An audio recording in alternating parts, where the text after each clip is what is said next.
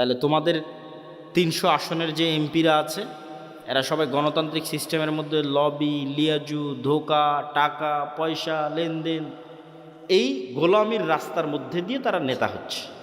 তাহলে এই গোলামির কালচারের মধ্যে দিয়ে যারা এমপি হচ্ছে এরা নেতা না গোলাম? যেমন মালয়েশিয়া, ইন্দোনেশিয়া, ব্রুনাই, এগুলো তো কোনোদিন যুদ্ধ হয়নি ইসলামের নামে, তাহলে ওরা ইসলাম গ্রহণ করলো কিভাবে? তো মদিনায় যদি অর্থনৈতিক সকল লেনদেনের কন্ট্রোল ইহুদিদের হাতে থাকে, তাহলে মুহাম্মদ সাল্লাল্লাহু আলাইহি ওয়াসাল্লাম পুরো মদিনার যে রাষ্ট্রীয় ক্ষমতা সেটা কন্ট্রোলে নিতে পারবে না। অর্থনৈতিক মুক্তি ছাড়া সম্ভব হয় না। এটা আমাদের চেয়ে রাসূল সাল্লাল্লাহু আলাইহি ওয়াসাল্লাম ভালো বুঝতেন। ইসলামের যে যুদ্ধগুলো আছে এই যুদ্ধগুলোর পিছনে আমরা অনেক সময় মনে করি শুধু দিনই কারণ মনে হয় কারণ, জি না, এর সাথে অর্থনৈতিক কারণও যুক্ত আছে। আপনি ইতিহাস পড়ে দেখেন যে বদরের যুদ্ধ কিভাবে হলো। আমরা মনে করি যে না, কাফের মুশরিকদের সাথে মুসলমানদের যুদ্ধ হচ্ছে, তো হবেই, অথচ বদরের যুদ্ধ হওয়ার অন্তত 50% কারণ অর্থনৈতিক। আপনাকে যদি আমি উদাহরণ দিয়ে বুঝাই তাহলে বুঝতে পারবেন। এখান থেকে কেবলা কোন দিকে? এই দিকেই যদি কেবলা হয় তাহলে আমরা ধরে নিলাম এইটা হচ্ছে মদিনা আর এইটা হচ্ছে মক্কা। এই মোবাইল বা এই মাইক্রোফোনটা এটা হচ্ছে মক্কা, এটা হচ্ছে মদিনা। আর ওই যে যেখানে আপনার ডায়েরিটা আছে ওই ডায়েরিটা আরেকটু আগায় দেন, ওইটা হচ্ছে সিরিয়া, শাম। আর এই ধার দিয়ে এটা হচ্ছে সমুদ্র, লোহিত সাগর, লম্বা লোহিত সাগর। ওই পারে মিশর, যে পারে ক্যামেরাগুলো আছে ওই পারে মিশর, মিশরের উপরে আছে ভূমধ্য সাগর। তো এই সমুদ্রের ধার দিয়ে যে রাস্তা, এই রাস্তা দিয়ে এই মক্কার কাফের মুশরিকরা ব্যবসা করতে যায় সিরিয়াতে। মুহাম্মদ সাল্লাল্লাহু আলাইহি ওয়াসাল্লাম নিজেও ব্যবসা করতে গেছে তার চাচা আবু তালেবের সাথে, আরও অনেকজনের সাথে সিরিয়াতে ব্যবসা করতে গেছে এই রাস্তা ধরে, সমুদ্রের ধারের রাস্তা ধরে। এখন মুহাম্মদ সাল্লাল্লাহু আলাইহি ওয়াসাল্লাম মক্কা থেকে হিজরত করে চলে এসেছে মদিনায়।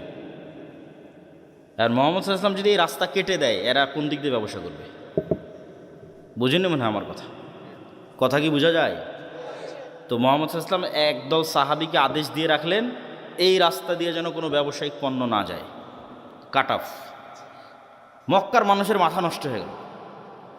শুধু মুহাম্মদ সাল্লাল্লাহু আলাইহি ওয়াসাল্লাম যদি শুধু দাওয়াত দিতেন এত দ্রুত যুদ্ধ হতো না, কিন্তু যখন অর্থনীতির পেটে যখন গিয়ে আঘাত পড়ল তখন তো যুদ্ধ অবশ্যম্ভাবী। তখন আবু জাহাল দেখলো যে মদিনা যদি পাওয়ারফুল হয় আমাদের তো ব্যবসা স্থায়ীভাবে বন্ধ। কেননা এই মদিনা রাষ্ট্র পাওয়ারফুল মানে এই সমুদ্রের এই রাস্তার কন্ট্রোল মদিনা রাষ্ট্রের যে প্রধান তার হাতে।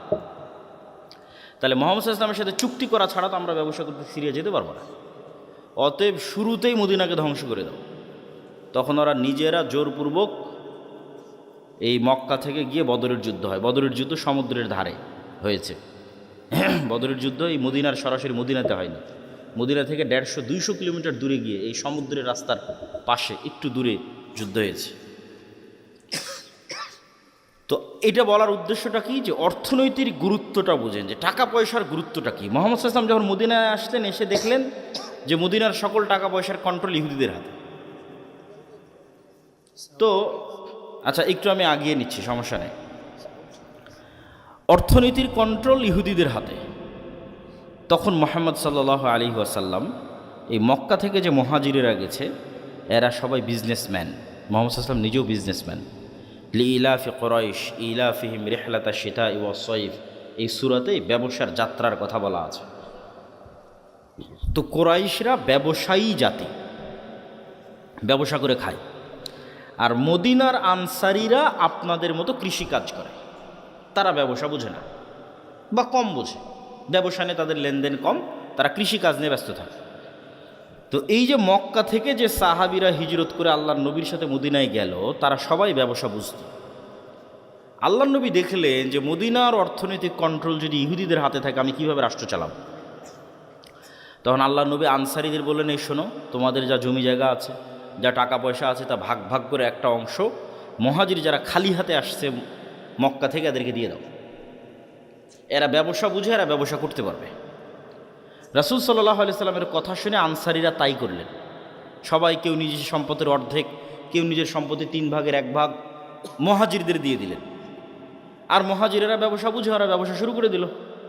অল্প কয়েকদিনের মধ্যে উসমান ইবনে আফফান, আব্দুর রহমান ইবনে আউফ, জুবাইর ইবনুল আওয়াম, এরা হচ্ছে কোটিপতি সাহাবী, মাল্টি বিলিয়নার সাহাবী। এরা রাসূল সাল্লাল্লাহু আলাইহি ওয়াসাল্লামের জীবদ্দশাতে কোটিপতি হয়ে গেছিল। তো এরা যদি কোটিপতি না হতো তাহলে ওই মদিনার অর্থনীতির কন্ট্রোল কাদের হাতে থাকতো? ইহুদিদের হাতে। এখন কি সমস্যা হতো, খালি একটা উদাহরণ বলি। মদিনায় গিয়ে যখন প্রথম রাসূল সাল্লাল্লাহু আলাইহি ওয়াসাল্লাম মসজিদে নববী তৈরি করে, তখন মসজিদে নববীর সামনের কুয়ার মালিক ইহুদি।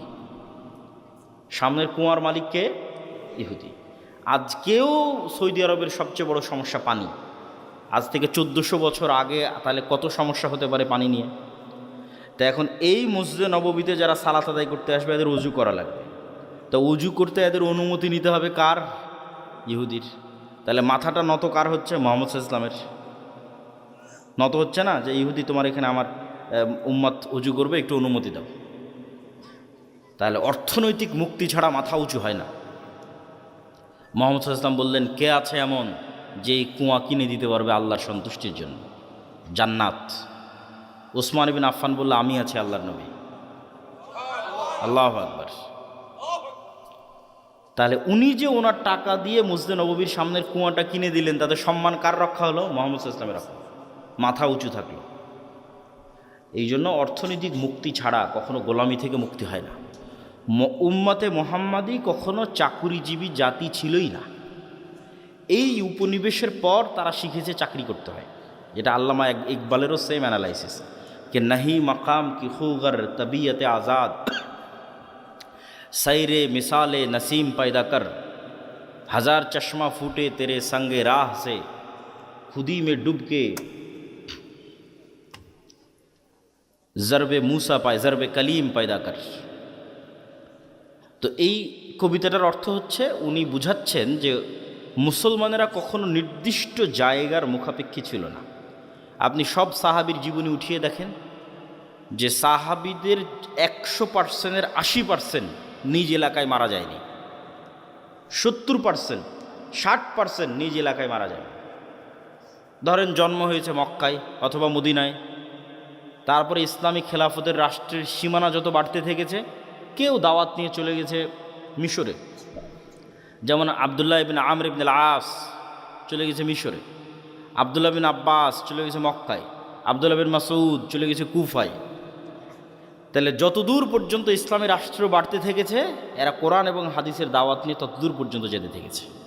কেউ কখনো মনে করেনি যে না আমাকে এখানেই থাকতে হবে। তো মরু যাযাবরেরা কখনো নির্দিষ্ট জায়গার মুখাপেক্ষী হয় না। আর মুসলমানেরা ব্যবসায়ী জাতি, যতদূর পর্যন্ত ইসলাম গেছে তার 50% যদি হয় যুদ্ধ, তো 50% ব্যবসা। যেমন মালয়েশিয়া, ইন্দোনেশিয়া, ব্রুনাই, এগুলোতে কোনো দিন যুদ্ধ হয়নি ইসলামের নামে। তাহলে ওরা ইসলাম গ্রহণ করলো কিভাবে? আরব ব্যবসায়ীরা ব্যবসা করতে করতে চলে গেছে মালয়েশিয়া, ব্যবসা করতে করতে চলে গেছে ইন্দোনেশিয়া, ব্যবসা করতে করতে চলে গেছে ব্রুনাই। ব্যবসা করতে গিয়ে সেখানে মানুষজন তাদের আচার আচরণ, সত্যবাদিতা, ন্যায়পরায়ণতা দেখে ইসলাম গ্রহণ করেছে, এলাকাকে এলাকা, এলাকাকে এলাকা। তো মুসলমানেরা ব্যবসায়ী জাতি। ব্যবসা ছাড়া টাকা ইনকাম করে আপনি দান করতে পারবেন না শান্তি মতো। আর জান্নাত শুধু ইবাদত দিয়ে জান্নাত 100% কনফার্ম করা কঠিন। আবার শুধু পাপ মুক্ত থাকার চেষ্টা করেও 100% জান্নাত কনফার্ম করা কঠিন। যেমন এখানে কেউ দাঁড়িয়ে বলা কঠিন যে আমি আমার জীবনে এক ওয়াক্ত সালাত কাজা করিনি, অথবা এইটা দাঁড়িয়ে বলা খুব কঠিন যে আমি প্রত্যেক 5 ওয়াক্ত সালাতের শুরু থেকে শেষ পর্যন্ত শুধু আল্লাহর কথা স্মরণে রাখি, আর কারো কথা, দুনিয়ার কোনো কথা আমার মাথায় আসে না। এটা বলা কঠিন। তাহলে কেউ কিয়ামতের মাঠে দাঁড়িয়ে আল্লাহকে বলতে পারবে না যে আল্লাহ আমি এক ওয়াক্ত সালাত কাজা দিইনি, অথবা আমাকে জান্নাতে দিতেই হবে। এই চ্যালেঞ্জ দেওয়া কঠিন, জান্নাত দিতেই হবে। অথবা কেউ দাঁড়িয়ে বলবে যে আল্লাহ আমি একটাও গুনাহ করিনি, আমাকে জান্নাত দিতেই হবে, এটাও চ্যালেঞ্জ দেওয়া কঠিন। তাহলে জান্নাতে যাওয়ার জন্য আল্লাহর রহমতের ভিখারি, আল্লাহ ভালো মতো ইবাদত করতে পারিনি, অনেক গুনাহ করেছি, ক্ষমা করে দাও, আল্লাহ দয়া করলে এবার জান্নাত। কিন্তু জান্নাত কনফার্ম করার দুইটা রাস্তা আছে, চ্যালেঞ্জ, যে জান্নাত আমারই, যাবই। একটা হচ্ছে জীবন আল্লাহর রাস্তায় দিয়ে শহীদ হয়ে যাওয়া, এটা কনফার্ম 100%। শহীদের রক্ত জমিনে পড়ার আগে তার যদি ইবাদতেরও কোনো কমতি থাকে ওটাও মাফ, আর যদি কোনো গুনাহ থাকে ওটাও মাফ। তাহলে একটা কনফার্মেশন পাওয়া গেল যে জীবন যদি আল্লাহর রাস্তায় দিয়ে দেওয়া যায় জান্নাত কনফার্ম। আর একটা কনফার্ম করার রাস্তা হচ্ছে টাকা, অর্থনৈতিক ইবাদত। এটাতে জান্নাত কনফার্ম হয়, আল্লাহ জান্নাত বিক্রি করবে। ঠিক যেমন আপনাদের গাইবান্ধা শহরে, গোবিন্দগঞ্জ, সাঘাটা, বগুড়া, গুলশান, বনানী, দুবাই, এগুলোতে যেমন ফ্ল্যাট প্লট বিক্রি হয়, আপনি ফ্ল্যাট কিনেন, এরকম আল্লাহ সুবহানাহু ওয়া তাআলা জান্নাতের প্লট সেল করবে, বিক্রি করবে। কোরআন মাজিদে অ্যানাউন্স দেওয়া আছে, বিজনেস হিসেবে ঘোষণা দেওয়া আছে, বিক্রি হিসেবে ঘোষণা দেওয়া আছে। আমি বানিয়ে বলতেছি না। ইন্নাল্লাহ আশতারা মিনাল মুমিনিনা আনফুসাহুম ওয়া আমওয়ালাহুম বিআন্না লাহুমুল জান্নাহ হাল আদুল্লুকুম আলা তিজারাতিন তুনজিকুম মিন আযাবিন নার। তাহলে আল্লাহ বিজনেসও ঘোষণা দিয়ে রেখেছে, আল্লাহ সুবহানাহু ওয়া তাআলা ক্রয় বিক্রয় ঘোষণা দিয়ে রেখেছে। তাহলে জান্নাতের বাড়ি, আপনাদের ভাষায় প্লট, ফ্ল্যাট আল্লাহ বিক্রি করবে, সেল করবে, এবং এটাকে আল্লাহ ব্যবসা বলছে। এবং এই ব্যবসাটা শতভাগ লাভজনক। কেন শতভাগ লাভজনক সেটাও বলবো। তো তার আগে বুঝি যে টাকা দিয়ে জান্নাত কিভাবে কিনা যাবে।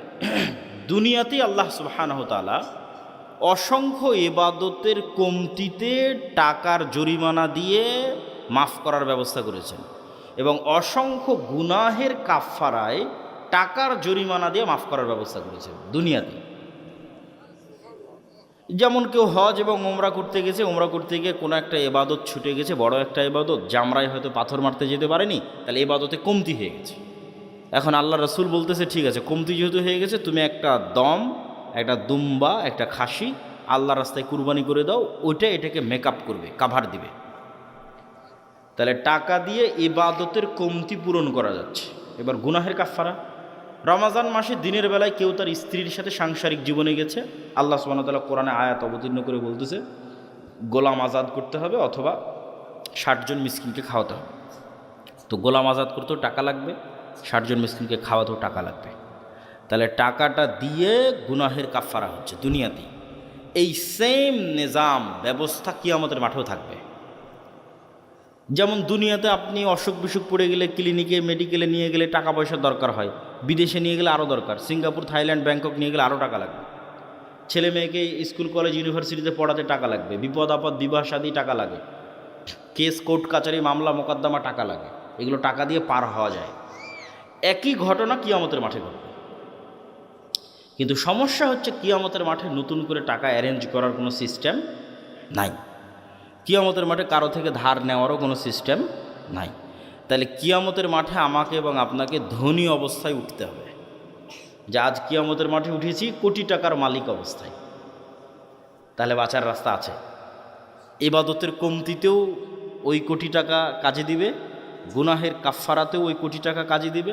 মানুষ যারা পাওনাদার আসবে, আল্লাহ আমার নামে গীবত করেছে, অপবাদ দিয়েছে, মিথ্যা বলেছে, এই সেই যা আছে, হক দেয়নি, যা আসবে সবগুলো কাভার দেওয়া যাবে, মেকআপ দেওয়া যাবে যদি ধনী অবস্থায় কিয়ামতের মাঠে উঠে। যেমন দুনিয়াতে আপনি ধনী থাকলে কাভার দিতে পারেন যে কোনো সমস্যা, কিয়ামতের মাঠেও যদি ধনী অবস্থায় উঠেন কাভার দিতে পারেন। কিন্তু কিয়ামতের মাঠে ধনী অবস্থায় ওঠার জন্য এখন থেকেই ব্যাংকে জমা করতে হবে, আল্লাহর ব্যাংকে, পরকালের ব্যাংকে এখন থেকে জমা করতে হবে।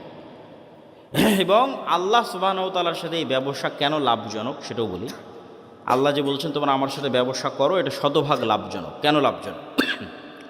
আপনি যদি আজকে সাঘাটা বাজারে একটা জমি কিনেন, তাহলে জমিওয়ালা আপনার দেওয়া টাকা নিয়ে চলে যাবে, ওই টাকার উপর আপনার কোনো কন্ট্রোল থাকবে না, কোনো দখল থাকবে না, আর জমিটা আপনি তার থেকে বুঝিয়ে নেবেন। এখন আল্লাহ সুবহানাহু তাআলার জন্য আপনি পরকালের অ্যাকাউন্টে যে টাকা জমা দিবেন, ওই টাকা কি আল্লাহ নিয়ে চলে যাবে? ওই টাকা দিয়ে যদি আপনি মসজিদে একটা এসি বা একটা ফ্যান লাগান, ওই ফ্যানের বাতাস কে খাবে? আপনিই তো খাবেন। ওই টাকা তো আর আল্লাহ নিয়ে গেলেন, আর ফ্যানের বাতাস আল্লাহ খাবে না। ধরেন আপনি টাকা দিয়ে একটা গরু জবাই দিলেন, ওই গরুর গোস্ত কে খাবে? আপনিই খাবেন না? ওই গরুর গোস্ত আল্লাহর কাছে চলে যাবে, আল্লাহ নিয়ে যাবে? আল্লাহ খাবারের মুখাপেক্ষী নয়। তাহলে আরেকজনের সাথে যখন লেনদেন হচ্ছে তখন টাকা কিন্তু চলে যাচ্ছে, আর আল্লাহর সাথে যখন লেনদেন হচ্ছে তখন ওই টাকা আমি ভোগ করতেছি, মাঝখান থেকে ফিরি ফাও আল্লাহ জান্নাত দিয়ে দিচ্ছে। তাহলে আল্লাহর সাথে ব্যবসায় কোনো লস আছে? কোনো লস নাই। ধরেন এই প্রতিষ্ঠানে আপনি দান করলেন, এই প্রতিষ্ঠানে দান করে এখানে পড়বে কে? আপনার ছেলে মেয়ে। কেউ যদি বেতন পায় আপনার গ্রামের ছেলে মেয়ে, তাহলে মাঝখান থেকে তো আপনি ফ্রিতে জান্নাত পাচ্ছেন। টাকাটা তো দুনিয়াতেই থাকতেছে, দুনিয়ার মানুষই খাচ্ছে, আপনি আপনার আত্মীয় স্বজন পাড়া প্রতিবেশী তারাই খেয়ে শেষ করে দিচ্ছে। তো যাক, আমি বক্তব্যের শুরুতেই কথাগুলো বললাম যে আপনাদের মধ্যে যদি, এখন আমি জানি না যে এখানে কেউ স্বেচ্ছাসেবক পাঠিয়ে বৈঠকি দান সংগ্রহ করবে কি না, কিন্তু দান অর্থনৈতিক ইবাদত, অত্যন্ত শক্তিশালী একটি ইবাদত। যদি যায় তাহলে আপনারা সকলেই অংশগ্রহণ করার চেষ্টা করবেন। এই বলে আমি আমার এবং তোমাদের যারা মাদ্রাসা কর্তৃপক্ষ আছে তাদেরও যদি যাওয়ার সিস্টেম থাকে পাঠাতে পারো। এই কথা বলে আমরা আমাদের মূল বক্তব্যের দিকে এগিয়ে যাচ্ছি। আমাদের মূল বক্তব্য হচ্ছে গোলামি থেকে মুক্তির রাস্তা। এটাই বক্তব্যের আলোচ্য বিষয়। 5টা পয়েন্টে আমরা সংক্ষিপ্ত করে আলোচনা করব। ঈমান বিল গায়বে ইয়াকিন, আল্লাহ সুবহানাহু তাআলার সাহায্য ছাড়া বিজয় হয় না। আল্লাহর সাহায্য পাওয়ার জন্য আল্লাহ সুবহানাহু তাআলার ইবাদত করতে হয় সৎ আমল। সৎ আমলের মধ্যে সালাত এবং জিকির সবচেয়ে পাওয়ারফুল। দুনিয়াতে নেতা হওয়ার জন্য জ্ঞান অর্জন এবং সত্যবাদিতা ও ন্যায়পরায়ণতার কোনো বিকল্প নাই। এই 5টা পয়েন্টে আমরা সংক্ষিপ্ত করে ব্যাখ্যা করব এবং বক্তব্যের শেষের দিকে চলে যাব। প্রথম দুইটা হচ্ছে ঈমান বিল গায়েবে ইয়াকিন। গায়েব মানে অদৃশ্য। আজকের যুগের মুসলমানদের সবচেয়ে বড় সমস্যা হচ্ছে আসলে প্রকৃত অর্থে মুসলমানদের ঈমানই নাই, ঈমান মজবুত নয়, গায়েবের উপর ঈমান নাই। কেন আজকের দুনিয়া বেশি বাস্তববাদী, বেশি বস্তুবাদী, বেশি দুনিয়ামুখী। ফলত গায়েবের যে লজিক, যে সূত্র, এটা কেউ বুঝেও না, কেউ জানতেও চায় না। কিন্তু গায়েবের কার্যকরণের সূত্র এবং লজিক সবচেয়ে পাওয়ারফুল। এগুলোর জ্ঞান এবং নলেজ কোরআন এবং হাদিসে আছে। যেমন কিছুক্ষণ আগে দানের কথা বললাম, ওইটার সাথে একটা সূত্র দেখেন, a+b² মতো সূত্র, যে দুনিয়ার লজিকে আমি যদি ধরেন পকেটে আমার 1000 টাকা থাকে, তাহলে 1000 টাকা থেকে যদি আমি 500 টাকা দান করি, এই যে 1000 টাকা, এখান থেকে 500 টাকা যদি দেই আপনাকে, তাহলে 500 টাকা দুনিয়ার কাগজে কলমের হিসাবে কমে গেল। কিন্তু সাথে সাথে গায়েবের অদৃশ্য লজিকে প্লাস হয়ে গেল। এটা সূত্র, এটা গায়েবের সূত্র। এই প্লাসের প্রভাব 5 বছর পর দেখা যাবে, 10 বছর পর দেখা যাবে। ঠিক আমি একজনকে 1000 টাকা কর্জ দিলাম, তার সাথে 1100 টাকা সুদ হিসেবে নিলাম। দুনিয়ার হিসেবে 100 টাকা অতিরিক্ত দেখাচ্ছে, কিন্তু গায়েবের লজিকে ওখানে 100 টাকা কমে গেছে। কিন্তু ওই 100 টাকা যে কমে গেছে, এটার প্রভাব 5 বছর 10 বছর পর দেখা যাবে। এগুলো গায়েবের সূত্র। এই গায়েবের সূত্রগুলোর উপর, গায়েবের অস্তিত্ব এবং বাস্তবতার উপর মুসলমানদের ঈমান নাই। যেমন ফেরেশতারা কোথায় যায়, কি করে, ঠিক আছে, আপনার বাড়িতে নূর আছে কিনা, আপনার বাড়িতে শয়তান আছে না ফেরেশতা আছে, আপনার কলবে নূর আছে কিনা, এগুলো সব গায়েব। এগুলো কিন্তু দেখা যায় না, এগুলো গায়েবের জগৎ। কিন্তু এই প্রত্যেকটার বর্ণনা কোরআন এবং হাদিসে আছে। ওইটার উপর আপনার ঈমানের মাত্রা কোন লেভেলে, সেটার উপর নির্ভর করবে আপনি গোলামি থেকে মুক্তি পাবেন কিনা। ঠিক গায়েবের আর একটা বড় অংশ হচ্ছে পরকাল, জান্নাত, জাহান্নাম, বারজাখি জীবন। এগুলো গায়েব। প্রত্যেক জগতের পরবর্তী জগতের কিছু আলামত পূর্বের জগতে থাকে। যেমন আমাদের পরের জগৎটা হচ্ছে বারজাখি জগৎ। তো বারজাখি জগতের কিছু চিহ্ন, ওটা গায়েব। ওই গায়েবের জগতের কিছু চিহ্ন এই জগতে আছে। সেটা হচ্ছে ঘুম। প্রতিদিন আমরা একবার করে বারজাখি জগতে চলে যাই, বা বারজাখি জগতের একটা স্বাদ নিয়ে আসি। মৃত্যুর পরবর্তী জীবনটাও এরকম, কিয়ামত হওয়ার আগ পর্যন্ত। এই জন্য ঘুমানোর সময় আমরা কি বলি, যে আল্লাহুম্মা বিইসমিকা আমুতু, হে আল্লাহ আপনার নামে ঘুমাতে যাচ্ছি। জি না, এটার অনুবাদ হচ্ছে হে আল্লাহ আপনার নামে মৃত্যুবরণ করতে যাচ্ছি, মরতে যাচ্ছি। ঠিক পরের দিন সকালে যখন ঘুম থেকে উঠি, তখন কিন্তু এটা বলা নাই যে আল্লাহ আপনার রহমত, আপনার দয়া, ঘুম থেকে উঠলাম। জি না, আহইয়ানা বাদা মা আমাতানা, হে আল্লাহ মরে গেছিলাম, মরা থেকে বেঁচে উঠলাম। কি অনুবাদ দেখেছেন? দোয়ার অনুবাদ কি ভয়ঙ্কর, যে হে আল্লাহ মরে গেছিলাম, মরা থেকে সকালবেলা বেঁচে উঠলাম। তাহলে ওই যে মারা গেছিলাম রাতের বেলা, এটাই বারজাখি জগতের হালকা স্বাদ পরের জগতে। মানে আপনার মরার পরে কি হবে, ওই গায়েবের জগতের কিছু আলামত এই জগতে আপনি প্রতিদিন দেখতে পাচ্ছেন। এখন যারা ঘুম চলে গেছে, এদের মধ্যে একদল মানুষের স্থায়ী মৃত্যু হয়ে যাবে ঘুমের মধ্যে। কেন আল্লাহ সুবহানাহু ওয়া তাআলা প্রত্যেক ঘুমন্ত বান্দার রূহকে তার নিকটে টেনে নেন। প্রত্যেক ঘুমন্ত বান্দার, পবিত্র কোরআনের আয়াত। যাদের যাদের বাঁচিয়ে রাখতে চান তাদের রুহগুলো আবার ফেরত দিয়ে পাঠান যখন তারা ঘুম থেকে ওঠে। তো রুহ মানে হচ্ছে দেখা, শোনা এবং চিন্তা করার শক্তি, এটা রুহ থেকে আসে। এই জন্য আমরা যখন ঘুমাই তখন আমার দেখার শক্তিও নাই, আমার শোনার শক্তিও নাই, আমার চিন্তা করার শক্তিও নাই, তাহলে এখন আমার রুহ নাই। শরীরের সাথে একটা সম্পর্ক বজায় রেখে বের হয়ে গেছে, হালকা একটা সম্পর্ক বজায় রেখে বের গেছে। ওই সম্পর্কটা যদি আল্লাহ কাট করে দেয়, এটা স্পট ডেড, আর উঠতে পারবে না পরের দিন সকালে। কিন্তু রুহের প্রকৃত কাজ হচ্ছে দেখা, শোনা, চিন্তা করা, এটা রুহের প্রকৃত কাজ। ঘুমের সময় যখন এই কাজগুলো অফ হয়ে যায় তখন রুহ বের হয়ে যায়। ঠিক এবার বারজাকি জগতে যখন আপনি চলে গেছেন তখন পরের জগতের কিছু আলামত আপনি কবরের জগতে পাবেন। মানে পরের জগৎটা তো জান্নাত এবং জাহান্নাম, কিয়ামতের পরের যে জান্নাত জাহান্নাম, তখন কবরে থাকা অবস্থাতেই জান্নাতের মৃদু আবহাওয়া আসবে, তাহলে আলামত দেখাচ্ছে যে এর পরের যে জগৎ সে জগতে তুমি জান্নাতে যাবা, সেটার কিছুটা আলামত নেও। যেমন দুনিয়াতে থাকতে তুমি ঘুমের মাধ্যমে পরের জগতের কিছু আলামত নিতা, এখন তুমি বারজাকি জগতে আছো, এখানে থাকা অবস্থায় এর পরের জগতের কিছু আলামত নাও। যদি জাহান্নামের হয়, শাস্তিযোগ্য বান্দা হয়, তাহলে জাহান্নামের গরম বাতাস আসতে থাকে তার কবরে। সরাসরি কিন্তু ওকে জাহান্নামে দেওয়া হয়নি, সরাসরি জান্নাতে দেওয়া হয়নি, কিন্তু তার পরের জগতে কি হবে তার কিছু ফিলিংস সে ওখানেই পাচ্ছে। এবং মানুষের আমলের ধরন অনুযায়ী এই রুহগুলো বিভিন্ন পর্যায়ে থাকে, আমলের ধরন অনুযায়ী। যেমন যারা শহীদ, তাদের রুহগুলো পাখি হিসেবে জান্নাতে উঠতে থাকে এবং খাবারও গ্রহণ করতে থাকে, ইউরজাকুন, রিজিক দেওয়া হয়। তাহলে যারা শহীদ হয়ে গেল এদের রুহ পাখি হিসেবে জান্নাতে উঠতেছে। এদের চেয়েতেও যারা শ্রেষ্ঠ, শহীদদের চেয়েতেও যারা টপ লেভেলের রুহ, তারা আল্লাহ সুবহানাহু ওয়া তাআলার আরশের নিচে ঝুলন্ত অবস্থায় থাকে বারজাকি জগতে। এদের চাইতেও যারা টপ লেভেলের শ্রেষ্ঠ তারা হচ্ছে নবীরা। তারা দুনিয়া থেকে মৃত্যুবরণ করেছে, কিন্তু নবীদের বারজাকি জগতের জীবনযাপন আরও উন্নত পর্যায়ে, মানে কোয়ালিটি আরও বেশি। কোয়ালিটিটা কেমন? রাসূলুল্লাহ সাল্লাল্লাহু আলাইহি ওয়াসাল্লাম যখন গেলেন প্রথম আসমান, দ্বিতীয়, তৃতীয়, চতুর্থ, পঞ্চম, ষষ্ঠ, সপ্তম সব আসমানে নবীদের সাথে কথা হয়েছে। তো নবীরা তো মরে গেছে দুনিয়াতে, তাহলে ওখানে কীভাবে কথা হচ্ছে? নবীদেরকে সাথে করে না সালাত কীভাবে হচ্ছে? তথা নবীদের বারজাকি জগতের যে জীবন, সেটা বারজাকি জগতে আর যত রূহ আছে তাদের চেয়ে টপ কোয়ালিটির জীবন, যেখানে ইবাদত করাও সম্ভব, যেখানে কথা বলাও সম্ভব। মুসা আলাইহিস সালাম তো কতদিন আগে মরে গেছে, কিন্তু মুসা আলাইহিস সালামের সাথে মুহাম্মদ সাল্লাল্লাহু আলাইহি ওয়াসাল্লামের দেখা হচ্ছে মেরাজের সফরে এবং কথা বলতেছে। তো এটা হলো বারজাকি জগতের জীবন, যেটা কিয়ামতের পূর্ব পর্যন্ত এবং মৃত্যুর পরের। তাহলে এগুলো তো গায়েব। এই গায়েবগুলোর উপর আপনার ঈমান, ইয়াকিন কোন পর্যায়ের, আপনি কোন জায়গা থেকে এগুলোর উপর ঈমান রাখেন? এগুলোকে আপনি চোখে দেখতে পাওয়ার মতো ঈমান রাখেন? না বাস শুনলাম দেখলাম শেষ।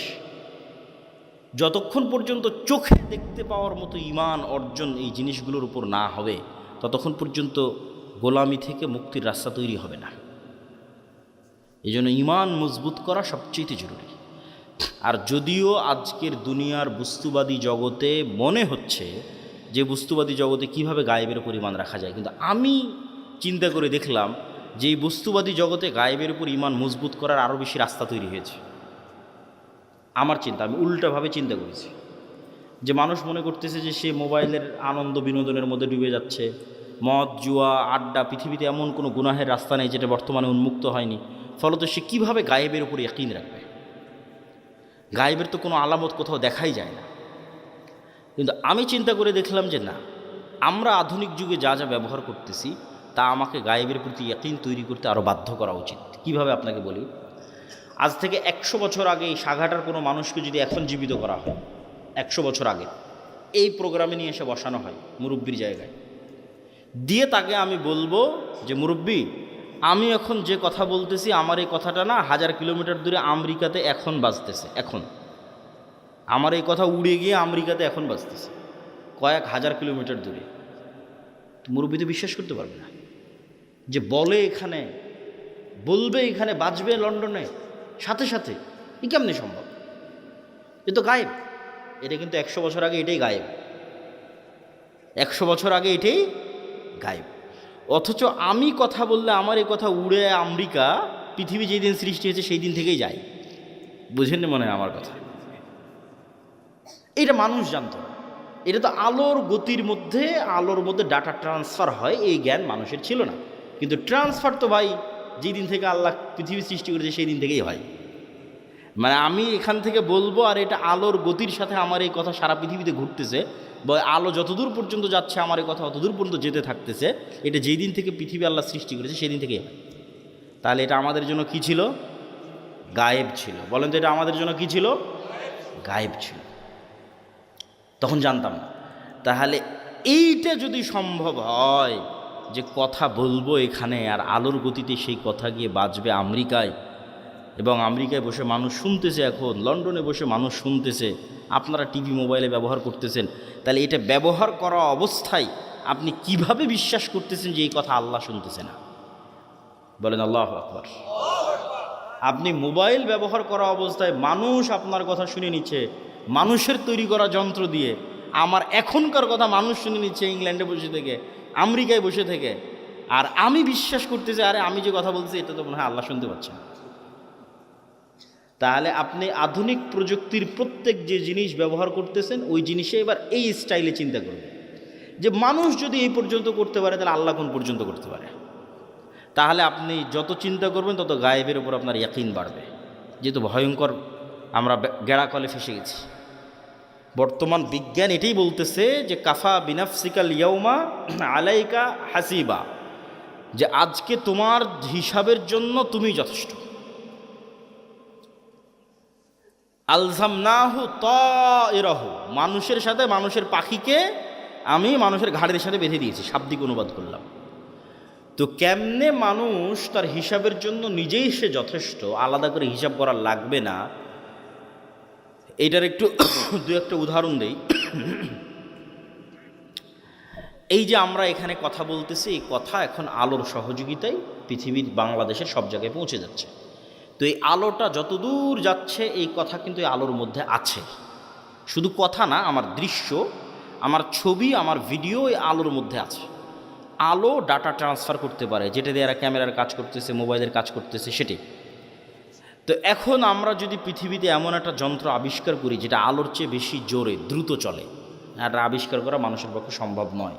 কল্পনা করেন যে আমরা একটা অলৌকিক কার্যকলাপের মাধ্যমে একটা মেশিন তৈরি করলাম আলোর চেয়ে জোরে চলে, দিয়ে এখন আজ থেকে 15 বছর আগে চলে গেছি, আলোর চেয়ে বেশি গতিতে 15 বছর আগে চলে গেছি। তো 15 বছর আগে সাঘাটার মাটি থেকে যে আলোটা ছুটেছে আকাশের দিকে, ওই আলোটা এখন যে জায়গায় আছে আমি ওর আগে গিয়ে বসে গেছি, ওর আগে গিয়ে পৌঁছে গেছি, আলোটাকে ধরবো। ওই আলোটাকে ধরার সময় যদি ওখানে আমি কোনো একটা মেশিন সেট করতে পারি, তাহলে 15 বছর আগে এই সাঘাটার মাটিতে বসে আমি যা করেছি তা লাইভ দেখতে পাবো। 15 বছর আগে সাঘাটার মাটিতে আমি যা বলেছি তা আমি লাইভ শুনতে পাবো। এগুলো একটাও হারিয়ে যায়নি, সব আলোর মধ্যে আছে। ওই যে বিজ্ঞান ব্যবহার করতেছে, এখন এখান থেকে উড়িয়ে নিয়ে গিয়ে আমেরিকা লন্ডনে বাজাচ্ছে। তোর তো আলোর সহযোগিতা, ওখান থেকে হারায় না। যে ধরতে চাইবে তোমাকেও ধরতে পারবে। যে তুমি রাতের অন্ধকারেও যদি কিছু করে থাকো সেটাও আলোর মধ্যে ভেসে থেকে গেছে, ওটা ধরা যাবে। লাইভ বদরের যুদ্ধ দেখা সম্ভব। শুধু আলোর গতিতে 1500 বছর আগে চলে যেতে হবে, তাহলে বদরের যুদ্ধ লাইভ দেখা যাবে ক্যামেরা দিয়ে আর মোবাইল দিয়ে। মোহাম্মদ সাল্লাল্লাহু আলাইহি ওয়াসাল্লামের হাদিস সহজ। আমাদেরকে যদি আল্লাহ সুবহানাহু ওয়া তাআলা ধরতে চায় তাহলে অন্তত এখনকার বিজ্ঞান অনুযায়ী গায়েবের উপর আরও ইয়াকিন তৈরি হওয়া উচিত যে আমরা তো বড় বিপদে আছি। শুধু এই একটা নয়, এই যে পুনরুত্থান, আল্লাহ সুবহানাহু ওয়া তাআলা মানুষকে জীবিত করতে চায়, জীবিত করবে। তো মানুষের ডিএনএ যদি এখনকার বিজ্ঞান 10,000 বছর আগে ধরো যে ডাইনোসর চলে গেছে তার ডিএনএ যদি পাই, তাহলে ওর ক্লোন করে কাছাকাছি ওই মানের ওর ওই ডাইনোসরের কি ছিল না ছিল সব কিছু বের করে নিয়ে আসতে পারবে। তো মনে করো তুমি মাটির সাথে মিশে হারিয়ে গেছো, তোমার ওই যে হাড় আছে ওইটা যদি বিজ্ঞানীরাই পায় আজ থেকে 20-50 বছর পর, ওখান থেকে যদি ডিএনএ বের করে নিয়ে আসতে পারে, হাড় বাদ দিলাম, তোমার চুলের 10 ভাগের 1 ভাগও যদি পাওয়া যায়, ওখান থেকে তোমার ডিএনএ যদি বের করা যায়, তাহলে ডিএনএ বের করলে তো যত দ্রুত এই সায়েন্স অগ্রগতি লাভ করতেছে, অদূর ভবিষ্যতে দেখবা যে তোমার ডিএনএ দিয়ে তোমার লিভার তৈরি করা যাচ্ছে, তোমার ডিএনএ দিয়ে তোমার কিডনি তৈরি করা যাচ্ছে, খালি রুহটা দিতে পারবে না। তাহলে বিজ্ঞানীরাই তোমাকে 10,000 বছর পর আবার বানাতে পারবে, খালি রুহটা দিতে পারবে না। তাহলে বিজ্ঞানীরাই যদি এই পর্যন্ত করতে পারে, তা আল্লাহ সুবহানাহু ওয়া তাআলা তোমাকে পুনরায় জীবিত করতে পারবে না? খুবই ভয়ঙ্কর। আল্লাহ সুবহানাহু ওয়া তাআলা অতি দ্রুত এবং অতি সহজে তোমাকে পুনরায় জীবিত করবে। এই জন্য মানুষের শরীরের সাথে মাটির প্রচণ্ড মিল আছে, প্রচণ্ড মিল আছে মানুষের শরীরের সাথে মাটির। আমরা যা খাবার খাই সব মাটি থেকে আসে, যা আমাদের পেটের মধ্যে ঢুকতেছে এমন কোনো খাবার নাই যেটা তুমি মাটির সংস্পর্শ ছাড়া তৈরি করতে পারবা, আলোর সংস্পর্শ ছাড়া তৈরি করতে পারবা, পানির সংস্পর্শ ছাড়া তৈরি করতে পারবো, কিছু নাই। বলো কই আমি গরুর গোস্ত, তো গরু কি খায়? ঘাস খায়। ঘাস কোথায় হয়? মাটিতে হয়। কোনো খাবার নাই পৃথিবীতে যেটা ওখান থেকে আসতেছে না। তাহলে একটা কলা তৈরি হলো, মাটির কলার গাছ তৈরি হলো, কলার মধ্যে কি আছে? Magnesium, calcium. ওই সেম ম্যাগনেসিয়াম ক্যালসিয়াম তোমার শরীরের মধ্যে আছে। তাহলে ওই ম্যাগনেসিয়ামটা মাটির থেকে আসতেছে। তাহলে মাটির ম্যাগনেসিয়াম আর তোমার শরীরের ম্যাগনেসিয়াম সেম। আজকে আল্লাহ ওই কলা তোমার শরীরের মধ্যে দিয়ে এখানে কোষ তৈরি করতেছে, ব্লাড তৈরি করতেছে। এই কোষ, এই সেম ব্লাড ওই মাটির মধ্যেই তৈরি হয়ে যাবে। কেনা সেম জিনিস ওখান থেকে এখানে আসতেছে। শুধু আল্লাহ এই শরীরের উপযুক্ত করার জন্য গাছগুলোকে তৈরি করে দিয়েছে, যাতে সরাসরি মানুষ মাটি খেতে পারবে না, ওখান থেকে ওই মাটির রস শুষেনে যে কলা হবে সেটা মানুষ খেতে পারবে, ওইটা রস শুষেনে যে আম হবে সেটা খেতে পারবে। কিন্তু ওই আমের মধ্যে যে ভিটামিন আছে ওই ভিটামিন মাটি থেকে এসেছে, ওইটা আমার সেম শরীরের মধ্যে আছে। তাহলে আমার শরীরের মধ্যে যা যা আছে তা মাটিতেও আছে। তাহলে মাটিতে সেল তৈরি করা মানে শরীরের কোষ তৈরি করা, মাটির মধ্যে কোষ তৈরি করা, মাটির মধ্যে ব্লাড তৈরি করা, এটা অনটুর ব্যাপার, সেকেন্ডের ব্যাপার। এই জন্য কবর থেকে মানুষ এভাবে তরতর তরতর করে তরতাজা গাছের মতো পরকালে কবর থেকে উঠে আসবে, মাটি থেকে উঠে আসবে। তো সম্মানিত উপস্থিতি, তাহলে আপনি গায়েবের ওপর যতক্ষণ ইয়াকিন তৈরি না করবেন ততক্ষণ আপনি সঠিক সিদ্ধান্ত নিতে পারবেন না। আপনার কাছে মনে হবে এই দুনিয়াই আমার কাছে সব কিছু, অতএব আপনার সকল সিদ্ধান্ত হবে দুনিয়ামুখী। আর যখন আপনি মনে করবেন যে না এই দুনিয়া আমার কাছে কিছুই নয়, আসলে আমার প্রকৃত বসবাসের জায়গা জান্নাত, অতএব আমাকে এখানে বসে থেকে জান্নাতে ঘর বানাতে হবে, আমাকে এখানে বসে থেকে জান্নাতের বাগানে গাছ লাগাতে হবে, আমার স্থায়ী থাকার জায়গা হচ্ছে জান্নাত। এই কল্পনাটা যেই দিন যত মজবুত হবে তত গোলামি থেকে মুক্তির রাস্তা সহজ হবে। এই কল্পনাটা মজবুত হওয়া জরুরি। আল্লাহ সূরা বুরুজের মধ্যে বলছেন ওমা রাকামু মিনহুম ইল্লা ইউমিনু বিল্লাহিল আজিজিল হামিদ, যে সূরা বুরুজের ঘটনায় পুরো একটা এলাকার মানুষকে জ্বলন্ত আগুনে নিক্ষেপ করে দেওয়া হয়েছে, হয় ইমান পরিত্যাগ করো না হলে আগুনে ঝাঁপিয়ে পড়ে মরে যাও। তো মা তার কোলের সন্তান সহ আগুনে ঝাঁপ দিয়ে পড়ে যাচ্ছে। এটা কেমনে সম্ভব? এটা সম্ভবের একটাই রাস্তা, ওরা যে আগুনে ঝাঁপ দিচ্ছে ওই আগুনকে ওরা নিশ্চিত জান্নাত মনে করতেছে। আর বাড়িতে ফিরে গেলে যে এসি ফ্রিজ ফ্যানের বাতাস আছে ওইটাকে ওরা নিশ্চিত জাহান্নামের আগুন মনে করতেছে। শুধু মনে করা নয়, ইয়াকিনের লেভেলে ওদের বিশ্বাস। ফলত ওরা আগুনে ঢুকতেছে না জান্নাতে ঢুকতেছে?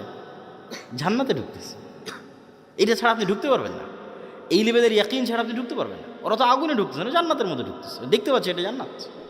এই সেম পরীক্ষা তো দাজ্জালের পরীক্ষা এরকমই হবে। দাজ্জালের জান্নাত হবে জাহান্নাম, দাজ্জালের জাহান্নাম হবে জান্নাত। তাহলে আপনি যেদিন এই পরিমাণের কল্পনায় যেতে পারবেন যে আমার স্থায়ী শান্তিটা কোথায়, আমার স্থায়ী আরাম কোথায়, আমি যদি আজকে আমার বাপ মা থেকে আলাদা হয়ে যাই, আমি যদি আজকে আমার ছেলে মেয়ে থেকে আলাদা হয়ে যাই, আর যদি জীবনে কোনো দিন আমার বাপ মায়ের সাথে দেখা না হয়, আমার আর যদি জীবনে কোনো দিন ভাই বোনের সাথে দেখা না হয়, আমার যদি আর জীবনে কোনো দিন আমার আত্মীয় স্বজন পাড়া প্রতিবেশী ছেলে মেয়ে স্ত্রী পুত্রের সাথে দেখা না হয়, তাহলে এর চেয়ে কষ্টের পৃথিবীতে আর কিছু নাই। এটা তাহলে কোনো জীবনই হলো না। বরং যদি এর বিপরীতটা হতো, যে এই যমুনা নদীর পাড়ে আমার একটা বিশাল বাড়ি থাকলো, বাংলো বাড়ি, আর সেই বিশাল বাংলো বাড়িতে আমি স্থায়ীভাবে আমার ছেলে মেয়ে স্ত্রী পুত্র বাপ মা সবাইকে নিয়ে, কোনো মৃত্যু নাই, কোনো অসুখ নাই। ছোটোবেলায় যেরকম যমুনা নদী থেকে একটু গোসল করতাম, ওরকম মাঝে মধ্যে গিয়ে গোসল করে আসবো, একটু মাছ ধরতাম, মাঝে মধ্যে একটু মাছ ধরে আসবো, নৌকা চালাতাম, মাঝে মধ্যে একটু নৌকা চালিয়ে আসবো। আর এই জীবনটা পার্মানেন্ট। এইটা যদি তোমার কাছে মনে হয় যে এটা জীবনের সবচেয়ে বড় সফলতা, তাহলে এটা জান্নাতে সম্ভব। সবাই যদি জান্নাতে যায় তাহলে সবাইকে নিয়ে স্থায়ী পার্মানেন্টলি জান্নাতে এটা বাস্তবায়ন করা সম্ভব। তো এই জন্য মানুষের প্রকৃত জীবন হচ্ছে জান্নাতের জীবন। আর দুনিয়ার জীবনটা কেমন? আমি আজকে যেমন রাজশাহী থেকে অথবা ঠাকুরগাঁ দিনাজপুর থেকে এখানে এসেছি, 10টার 9:30টার দিকে পৌঁছেছি, 11:30 12টার মধ্যে বের হয়ে যাব। এইখানে যে আমি 1-1.5 ঘন্টা আছি, আর আপনারা যারা এখানে বক্তব্য শুনতে এসেছেন 1-1.5 ঘন্টা আছেন, এই 1-1.5 ঘন্টার সময় যেমন এই পুরো 60 বছরের সময় তেমন। এটা সফরের মধ্যে একটা যাত্রা বিরতি। সফরটা শুরু হয়েছে যেদিন আল্লাহ রূহ তৈরি করেছিল, এই সফরটা শেষ হবে জান্নাতে এবং জাহান্নামে যাওয়ার মধ্যে। তাহলে এই লম্বা সময়ের মধ্যে এই 60 বছর অতি ছোট। ঠিক এই পুরো 60 বছরের মধ্যে এখনকার 1-1.5 ঘন্টা যত ছোট। এবং মানুষ যখন পরকালে উঠবে তখন মানুষের কাছে এটাই মনে হবে যে আমরা দুনিয়াতে মনে হয় 1-1.5 ঘন্টা ছিলাম। এটা কোরআনের আয়াতের অনুবাদ, যে মানুষেরা বলবে যে আমরা দুনিয়াতে মনে হয় একদিন বেঁচেছিলাম, হাফ দিন বেঁচেছিলাম, অথচ বেঁচেছে 60-70 বছর। তো সম্মানিত উপস্থিতি, 1 নম্বর পয়েন্ট ঈমান বিল গায়বি ইয়াকিন। পরের পয়েন্টগুলো একটু ছোট ছোট করে নিই, সময় অনেক অল্প। ঈমান বিল গায়বি ইয়াকিন হওয়ার পরের পর্ব হচ্ছে ইসলাম এবং মুসলমানদের বিজয়ের জন্য আল্লাহর সাহায্য জরুরি। আল্লাহর সাহায্য ছাড়া নবীরাও জয়লাভ করতে পারেনি। আমাদের নবী মুহাম্মদ সাল্লাল্লাহু আলাইহি সাল্লামও নয়। আল্লাহর সাহায্য নিশ্চিত যদি না হয়, আর আপনি যদি পারমাণবিক বমেরও মালিক হয়ে যান, জয়লাভ করতে পারবেন না। আর আল্লাহর সাহায্য যদি নিশ্চিত হয়, আপনি যদি সবচেয়ে দুর্বল থাকেন, জয়লাভ করতে পারবেন। তো শর্ত আল্লাহর সাহায্য। আল্লাহর সাহায্য আসে কিভাবে? 2টা টেকনোলজিতে আল্লাহর সাহায্য খুব দ্রুত পৃথিবীতে নেমে আসে। টেকনোলজি বললাম বুঝার সুবিধার্থে, ইয়াং জেনারেশনের বুঝার সুবিধার্থে। মূলত 2টা ইবাদতে আল্লাহর সাহায্য পৃথিবীতে নেমে আসে। একটা রাতের সালাত আর একটা সকাল সন্ধ্যার জিকির। রাতের সালাত এবং সকাল সন্ধ্যার জিকির। ঠিক যেমন এই মোবাইলটা লক হয়ে আছে, এই মোবাইল ওপেন হবে যদি এখানে পাসওয়ার্ড দিই, ফিঙ্গারপ্রিন্ট দিই, অথবা ফেস ভেরিফিকেশান অন করি। ফেস ভেরিফিকেশান, আমার চেহারা ও ধরে নিল ক্যামেরাতে, ডানে বামে মুখ করে পুরো চেহারা ধরে নিল, তারপর ওই চেহারার সাথে মিলে গেলেই খুলে যাবে, লক ওপেন হয়ে যাবে। তো আজকের যুগেও অনেক আধুনিক উন্নত প্রযুক্তির দরজা আছে, যেই দরজাগুলো ফিঙ্গারপ্রিন্টে ওপেন হয়, কার্ড পাঞ্চ করলে ওপেন হয়। তো মনে করো আমরা পৃথিবীর সবচেয়ে উন্নত প্রযুক্তির একটা দরজার সামনে দাঁড়িয়ে আছি, যে পৃথিবীর সবচেয়ে উন্নত প্রযুক্তির দরজা, যার লক সিস্টেম, পাসওয়ার্ড সিস্টেম পৃথিবীর যে কোনো লক এবং পাসওয়ার্ড সিস্টেমের চেয়ে বেশি ভ্যারাইটিপূর্ণ। তার 1 নাম্বার শর্ত কি? এখন আমার সামনে একটা খুব উন্নত প্রযুক্তির দরজা, পৃথিবীর সবচেয়ে উন্নত প্রযুক্তির দরজা বন্ধ হয়ে আছে। আমি ওই দরজা খুলতে চাই, খুলতে হলে আমাকে নির্ধারিত সময়ে আসতে হবে। ওর পাসওয়ার্ড সিস্টেমের মধ্যেই এই সিস্টেম আছে যেখানে নির্ধারিত সময় ছাড়া কাজ হয় না, অসময়ে এসে লাভ নেই। তাহলে নির্ধারিত সময়ে ওই পাসওয়ার্ডের নির্ধারিত সময় গিয়ে উপস্থিত হলাম। পাসওয়ার্ডের 2 নম্বর শর্ত হচ্ছে যে ওখানে কিছু পিকচার ইনস্টল দেওয়া আছে, যেই পিকচারের সাথে যদি আমার পিকচার মিলে যায়, যেখানে দেওয়া ফরম্যাটের সাথে যদি আমার ফরম্যাট মিলে যায়, তাহলে অ্যাকসেপ্ট করবে। আর একটা জিনিস তার সাথে যুক্ত করা আছে, প্রত্যেক ফরম্যাটে একটা সাউন্ড আছে, মানে প্রত্যেক ফরম্যাটে কিছু সাউন্ড ওখানে সেভ করা আছে, যেটার সাথে আমার সাউন্ড মিলতে হবে, তাহলে দরজা উন্মুক্ত হবে। তাহলে এখন আমরা নির্ধারিত সময় গিয়ে দাঁড়ালাম, এভাবে হাত বাঁধলাম, এটা একটা ফরম্যাট, একটা চিত্র ওখানে দেওয়া আছে। এই ফরম্যাটের সাথে ওখানে কানেক্টেড করা আছে আলহামদুলিল্লাহ রাব্বিল আলামিন আর রহমানির রহিম, একটা আওয়াজ, সেম আওয়াজ হতে হবে, সেম ফরম্যাটের সাথে। তারপরে রুকুতে চলে গেলাম, এটা একটা ফরম্যাটের একটা চিত্র, এটা ওই দরজাতে ইনস্টল করা আছে। ওখানে বললাম সুবহান রাব্বিল আযীম, এই আওয়াজটা ওই চিত্র, ওই ফরম্যাটের সাথে কানেক্টেড। তাহলে নির্ধারিত সময়ে গিয়ে নির্ধারিত পিকচার ফরম্যাট তৈরি করে নির্ধারিত আওয়াজ যখন আমি বলতে পারলাম, তখন দরজাটা খুলে গেল। তো এইটা এমনি জাস্ট বুঝানোর জন্য আমি বলতেছি, কিন্তু ঘটনা এর চাইতে বেশি উন্নত এবং এর চাইতে বেশি সরাসরি এবং এর চাইতে বেশি ডাইরেক্ট। ইবনুল কাইয়িম রাহিমাহুল্লাহ বলছেন যে মানুষ যখন সালাতে দাঁড়ায় এবং চোখ সিজদার দিকে নিবদ্ধিত রাখে এবং অন্তর আল্লাহর সাথে কানেক্টেড রাখে, তখন আল্লাহ সুবহানাহু ওয়া তাআলা তার নূরের পর্দা সরিয়ে বান্দার মুখোমুখি হয়ে যান। তো এটাই ইবনুল কাইয়িম রাহিমাহুল্লাহ বলেছে। আমি এই জিনিসটাকে আরও সহজ করার জন্য আর একটা উদাহরণ দিই। আমি যে উদাহরণ দেবো ওইটার মতো তা কিন্তু নয়, কিন্তু এটা তার চাইতে আরও কত উন্নত সেটা একমাত্র আল্লাহ সুবহানাহু ওয়া তাআলা জানে। সেটা আমার পক্ষে বলাও সম্ভব নয়, জানাও সম্ভব নয়, কিন্তু বোঝানোর সুবিধার্থে বলতেছি। আমরা অনলাইনে ক্লাস করি না?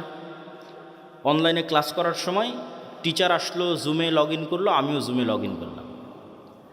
তো জুমে লগ ইন করার পর আমি এবং আমার টিচার দুইজনই ক্লাসে অংশগ্রহণ করেছি। তো আমরা যে ইন্টারনেট ব্যবস্থাপনার মাধ্যমে এবং যে মোবাইল ব্যবস্থাপনার মাধ্যমে সরাসরি আমার টিচারের মুখোমুখি হয়ে ক্লাস করতেছি, সালাত এই ইন্টারনেট এবং এই মোবাইলের যোগাযোগের চাইতে হাজারো কোটি গুণের লক্ষ উন্নত প্রযুক্তি আল্লাহর সাথে ডাইরেক্ট কানেক্ট করার, আল্লাহর সাথে ডাইরেক্ট মুখোমুখি হওয়ার, আল্লাহর সামনে ডাইরেক্ট উপস্থিত হওয়ার। তাহলে আল্লাহর সাহায্য পৃথিবীতে নেমে আসবে, এটার লক এবং পাসওয়ার্ড এই আল্লাহর সাহায্যের দরজা উন্মুক্তই হয় সালাত দিয়ে সাথে সাথে। এই জন্য রাসূলুল্লাহ সাল্লাল্লাহু আলাইহি ওয়াসাল্লাম সূর্যগ্রহণে সালাত আদায় করেন, চন্দ্রগ্রহণে সালাত আদায় করেন, বৃষ্টি প্রার্থনার জন্য সালাত আদায় করেন, জানাজার জন্য সালাত আদায় করেন। সালাত আল্লাহর সাথে ডাইরেক্ট কানেকশনের, পৃথিবীর আসমানি জগতের সাথে, গায়েবী জগতের সাথে দুনিয়ার জগতের কানেকশনের মাধ্যম, যোগাযোগের মাধ্যম। এইটি দিয়ে আসমান থেকে সহযোগিতা নেমে আসে। এই জন্য রাসূল সাল্লাল্লাহু আলাইহি ওয়াসাল্লাম বদরের যুদ্ধের আগের দিন লম্বা রাতের সালাত আদায় করতেছে। সবাই ঘুমিয়ে গেছে, উনি ঘুমাননি। আবু বকর রাদিয়াল্লাহু তাআলা আনহু ক্লান্ত হয়ে বলছেন, কাফা কা মুনাশাদাতাকা রাব্বাক, আরে আপনি নবী হয়ে এত বলা লাগে আল্লাহকে, এত লম্বা রাতের সালাত, এত লম্বা দোয়া। কিন্তু মুহাম্মদ সাল্লাল্লাহু আলাইহি ওয়াসাল্লাম খুব ভালো করে জানেন, আবু বকরের চেয়েও ভালো করে জানেন যে আসমান থেকে সহযোগিতা নামাতে হলে সালাতে দাঁড়াতেই হবে।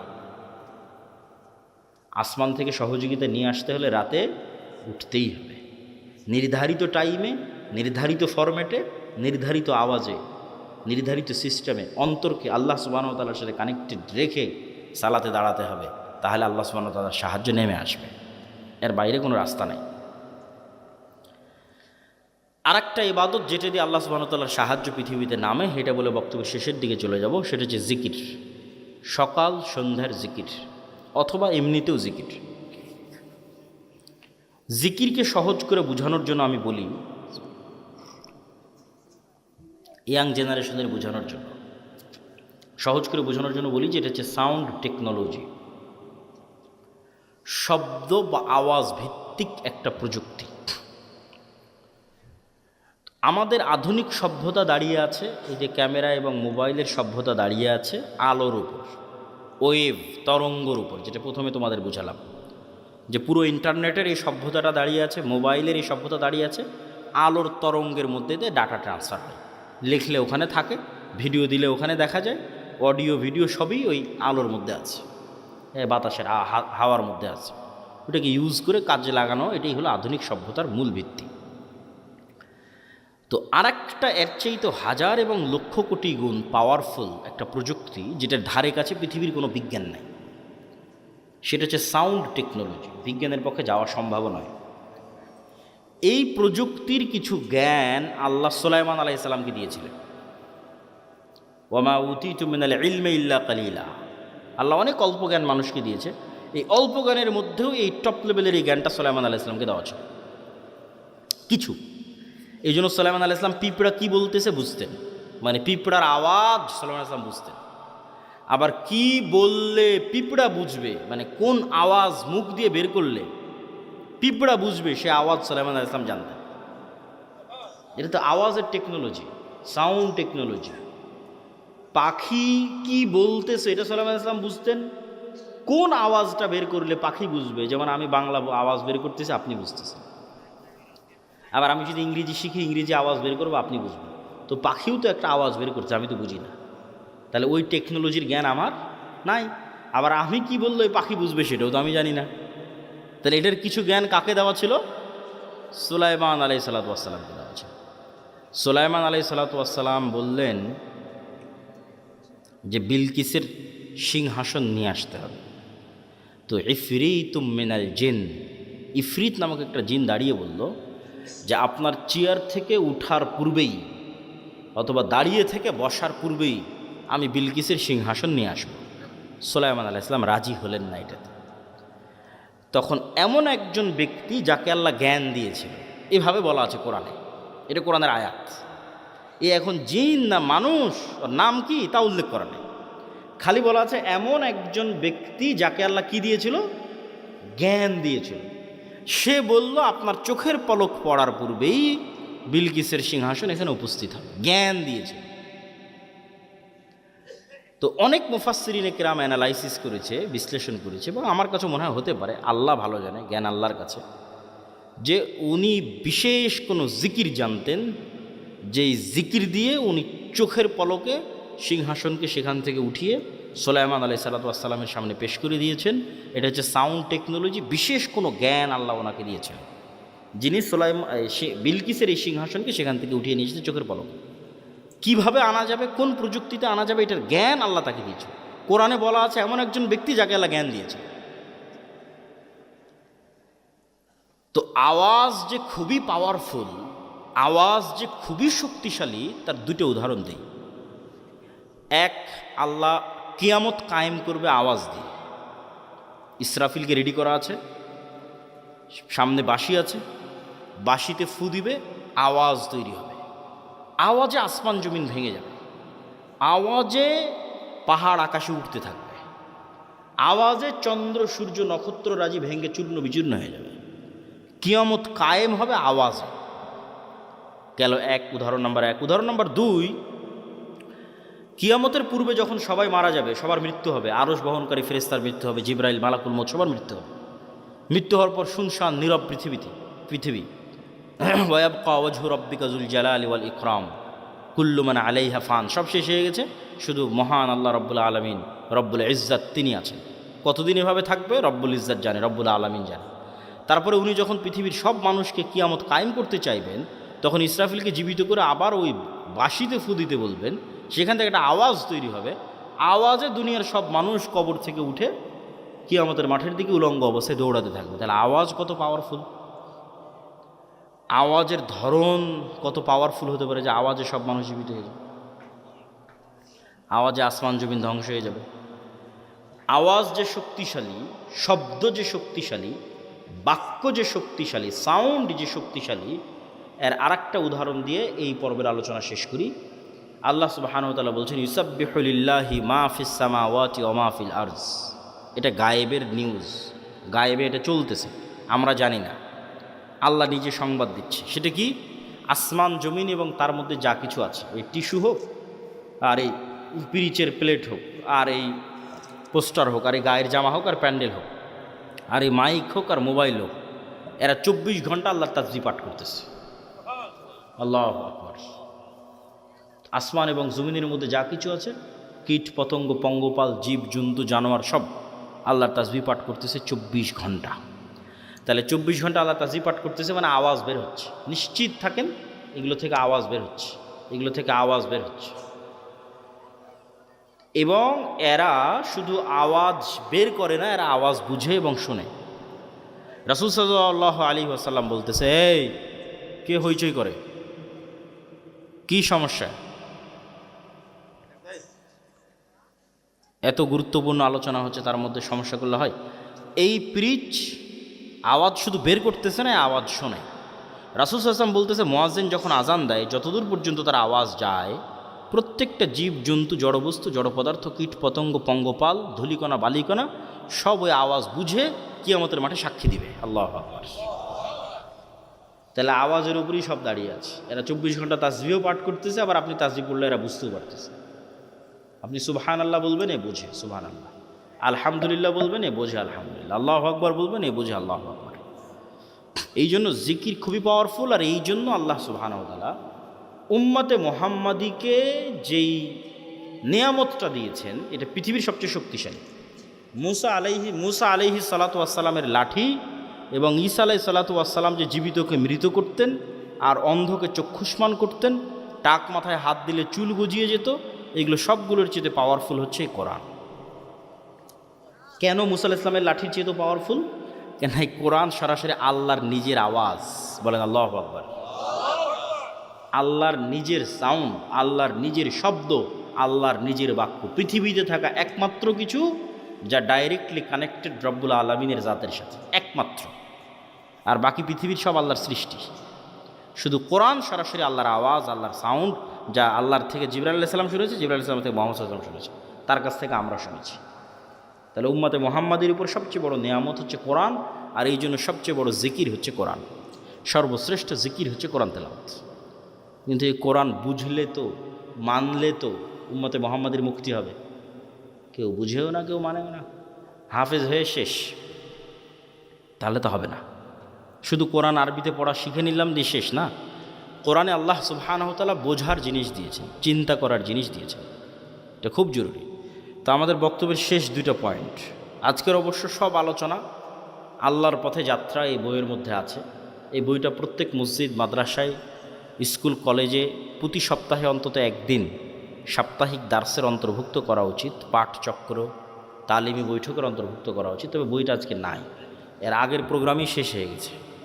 আজকে মনে হয় শুধু 2-3টা বই আছে, তার মধ্যে এই উপদেশ একটা, আর কি আছে, আর ফতোয়া সিরিজ একটা, শুধু 3-4টাই বই আছে। উপদেশ 2-3টে আর ফতোয়ার একটা। আগের প্রোগ্রামে সব বই শেষ হয়ে যাওয়াতে আমরা এখানে আর নিয়ে আসতে পারিনি। তবে কোনো বই না নিলেও আল্লাহর পথে যাত্রা এই বইটা অনলাইনে অর্ডার দিয়ে হলেও, জামিয়া সালাফিতে যোগাযোগ করে হলেও প্রত্যেক মসজিদে, মাদ্রাসায়, ব্যক্তিগত বাড়িতে, পরিবারে একটা করে রাখা উচিত। এটা ঈমান বিল গায়বে ইয়াকিন তৈরি করার জন্য। শেষ 2 পয়েন্ট, সত্যবাদিতা, ন্যায়পরায়ণতা আর জ্ঞান ও শিক্ষা। পৃথিবীতে গোলামি থেকে মুক্ত হওয়ার জন্য এবং নেতা হওয়ার জন্য আল্লাহ কিছু ফাংশন পৃথিবীতে রেখেছেন। এতক্ষণ যেগুলো বলে মানে সব গায়েবের ফাংশন, এখন বাস্তব জগতের ফাংশন বলে।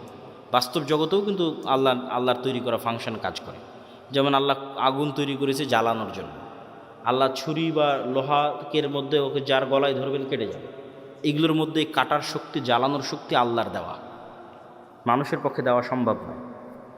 তো আগুন জ্বালাবে এই সিস্টেম আল্লাহর দেওয়া, ছুরি কাটবে এই সিস্টেম আল্লাহর দেওয়া।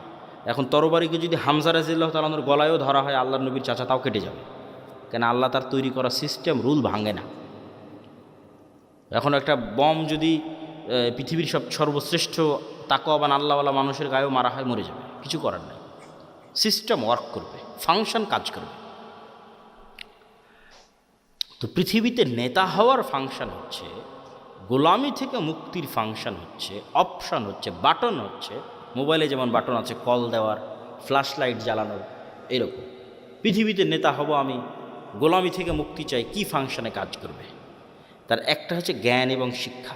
জ্ঞান এবং শিক্ষা এটা একটা বাটন, এই বাটনে চাপ দিলে নেতা তৈরি হয়, অটোমেটিক হবেই। আর জ্ঞান শিক্ষার উল্টাটা কি? জ্ঞান শিক্ষার উল্টা হচ্ছে যেটা সাঘাটার যুবকেরা করতেছে, free fire, PUBG, TikTok, Facebook, YouTube, reels, বিড়ি, সিগারেট, গাঞ্জা, সময় নষ্ট, আইপিএল, বিপিএল, অনলাইন জুয়া, এগুলো হচ্ছে প্রত্যেকটা জ্ঞানের উল্টা কাজ। ওই ফাংশন, ওই বাটন যে চাপ দিবে ও গোলাম হবে। এখন পৃথিবীতে যদি আমেরিকা এবং ইউরোপের এবং ইসরায়েলের ইহুদিরা জ্ঞান অর্জন করে, আর সাঘাটার যুবকেরা যদি এগুলো করে, তো আল্লাহ সুবহানাহু ওয়া তাআলা কখনোই তার রুলস ব্রেক করে, তার সিস্টেম ব্রেক করে এসে বলবে না, এই ইহুদিরা, খ্রিস্টানেরা, তোরা থাম, তোরা তো অনেক জ্ঞান অর্জন করতেছিস, তোদেরকে নেতা হতে দেওয়া যাবে না। আমার সাঘাটার কিছু মুসলমান জুয়াখোর, মদখোর আছে, ওদেরকে নেতা বানাবো। হবে নাকি? হ্যাঁ, হবে না। তাহলে সাঘাটার যারা জুয়াখোর, মদখোর আছে, এরা গোলাম হবে। এই ফাংশনের উপরেই পৃথিবী দাঁড় করানো আছে।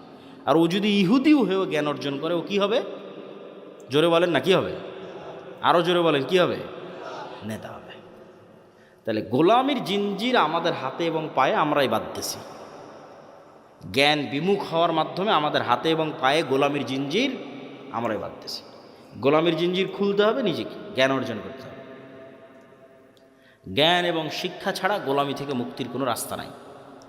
2 নাম্বার আর একটা বাটন হচ্ছে ন্যায়পরায়ণতা এবং সত্যবাদিতা। আর এর উল্টা বাটনটা হচ্ছে 2 নাম্বারই রাস্তা, ধোঁকাবাজির রাস্তা, দুর্নীতির রাস্তা, মিথ্যার রাস্তা।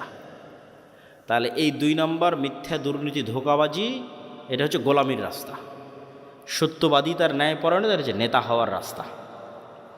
তাহলে তোমাদের 300 আসনের যে এমপিরা আছে, এরা সবাই গণতান্ত্রিক সিস্টেমের মধ্যে লবি, লিয়াজু, ধোঁকা, টাকা পয়সা, লেনদেন, এই গোলামির রাস্তার মধ্যে দিয়ে তারা নেতা হচ্ছে।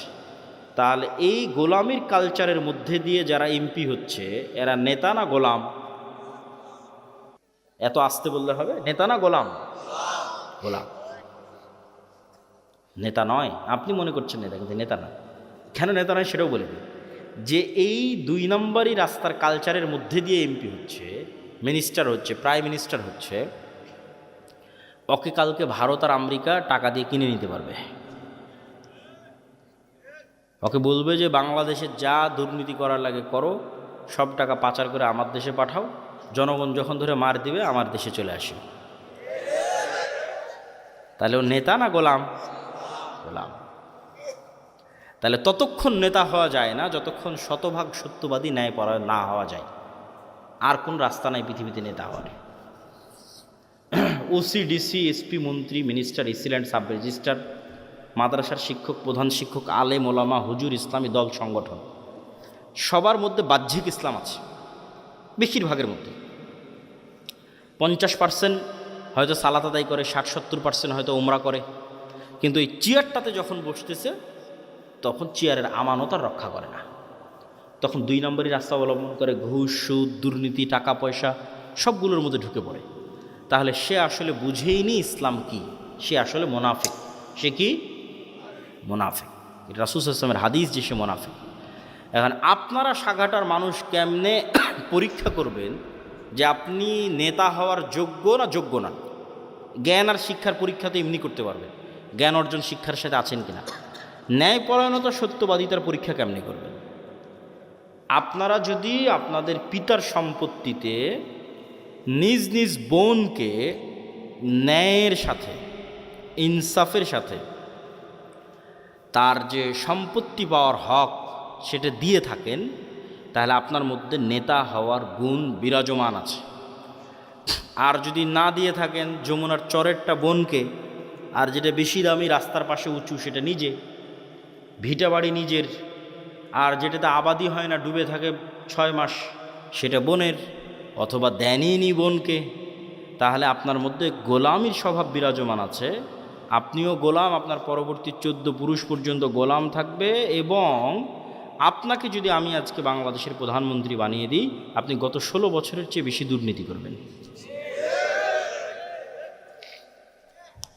তাহলে এই যতক্ষণ পর্যন্ত নিজ নিজ জায়গা থেকে সবাই সত্যবাদী এবং ন্যায়পরায়ণ না হয়ে, যতক্ষণ তো বুঝেই নি ইসলাম কি, ওদের নিজেকেই ধোকা দিচ্ছে। মনে করছে আরে আমি হজ করলাম, ওমরা করলাম, সালাত আদায় করলাম, মসজিদ মাদ্রাসায় দান করলাম, বিশেষ অতিথি, প্রধান অতিথি হয়ে বসে আছি, আর কি? সব মুনাফিক। ইজা তুমি না খানা, মুনাফিকার আলামত হচ্ছে দায়িত্বের আমানতের সাথে খেয়ানত করে। এদের অন্তরে ঈমান ঢোকেনি, এদের বাহ্যিক ইবাদত কবুল হবে না, এদের বাহ্যিক ইবাদত কাজে দিবে না। লা ঈমান লিমান লা আমানাত লাহু। যে অন্তরে ঈমান ঢুকে গেছে ওই অন্তরে আমানতের খেয়ানত ঢুকতে পারে না। যে অন্তরে আল্লাহর ঈমান ঢুকে গেছে ওই অন্তরে 2 নম্বরই রাস্তা ঢুকতে পারে না। সম্মানিত উপস্থিতি, আল্লাহ সুবহানাহু ওয়া তাআলা আমাদের এই 5টা পয়েন্টের উপর, ঈমান বিল গায়বে ইয়াকিন, তারপরে হচ্ছে আল্লাহর সাহায্য ছাড়া বিজয় হয় না, আল্লাহর সাহায্য দুনিয়াতে আনার জন্য রাতের সালাত, সকাল সন্ধ্যার জিকির, 5 ওয়াক্ত সালাত তো লাগবেই, নাহলে আল্লাহ গণার মধ্যেই ধরবে না, কাউন্টের মধ্যেই ধরবে না। তার পাশাপাশি সর্বোচ্চ পর্যায়ের জ্ঞান এবং সর্বোচ্চ পর্যায়ের শতভাগ ন্যায়পরায়ণতা এবং আমানতদারিতা। এরকম যদি 500টা মানুষও তৈরি হয়, শুধু বাংলাদেশে না পৃথিবীতেই ইসলাম বিজয়ী হয়ে যাবে, শুধু বাংলাদেশে না ইনশাআল্লাহ। এই বলে সংক্ষিপ্ত বক্তব্য এখানে